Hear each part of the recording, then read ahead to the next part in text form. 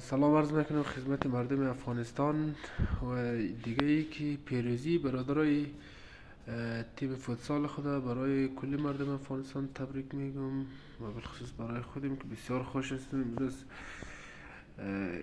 در دشت برچی تشریف آوردن برادرای ما، بسیار قدردانی از طرف امارت اسلامی از طرف مردم افغانستان شد و دیگه بخیر باشین دوستان.